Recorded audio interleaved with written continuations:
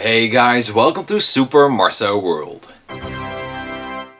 So I just came back from Spider-Man Homecoming and I was really excited to see this film. I had high expectations because this is Spidey's first solo film with Marvel. Cleverly titled Homecoming.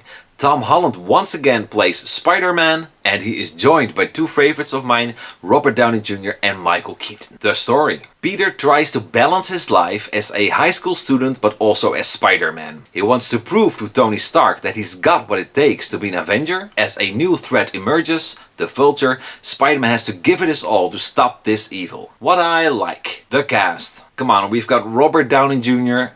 and Michael Keaton. Both actors are high on my list and I'm glad to have them both in this film. And Tom Holland is really good as Spider-Man and Peter Parker. I thought his role in Civil War was a little too small to really judge him. But now after seeing his first solo film, I think it's safe to say that Tom Holland might be the best Spidey yet. And even side characters like Ned and Michelle are both great in the mix. They were both good for a few solid laughs. Spidey's high-tech suit. Now, it took some getting used to because I prefer it just being spandex. But you know, in this new universe, in this Marvel universe with Tony Stark universe, it kind of suits. It's something new, it's something different, we haven't seen this before. So yeah, it took some getting used to, but I like it. The Vulture. Now, like I said, I love Michael Keaton. I really do.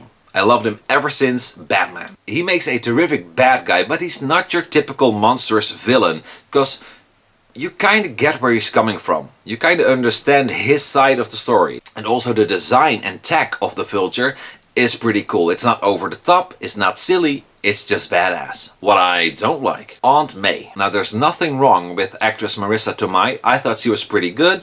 But I just prefer Aunt May to be an old grey-haired little woman. I think the Sam Raimi Spider-Man films absolutely nailed the casting of that role with Rosemary Harris. The end battle. Now the end battle is pretty cool, but I thought it just could have been a little bit longer.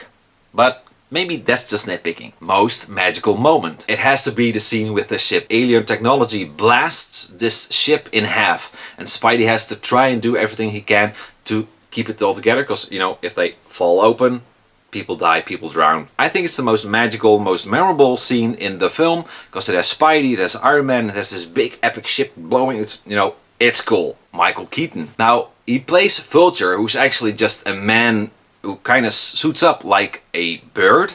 And, you know, this is kind of becoming a trend for Michael Keaton.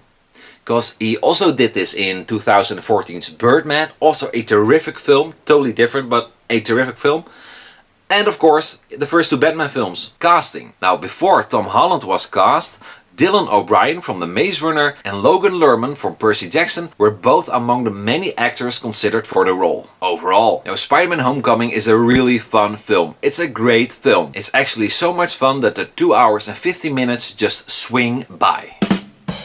It's clearly a Marvel film. It has all the Marvel elements and it's integrating with the story from the Avengers and Civil War. It's a good thing the film kicks off with Peter already being Spider-Man.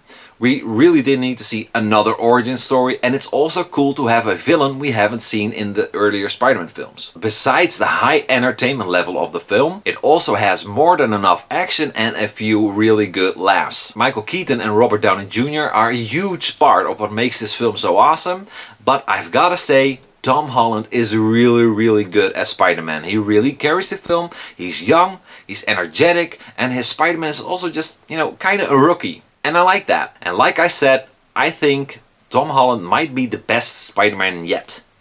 I'm very curious to see where he goes with the character in future Spider-Man films. Spider-Man Homecoming is a near perfect film. I just wish Aunt May could have been the grey-haired old woman I know from the comics, but you know, times change. And if you allow me to nitpick, the end battle could have been a little bit longer and maybe a little bit more hand-to-hand combat, but that's just nitpicking.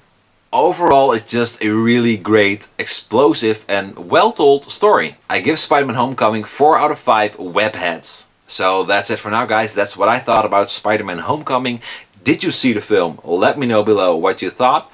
If you have the time, hit the like button, subscribe button, check out some of the other videos. And of course, as always, I hope to see you back next time. Bye.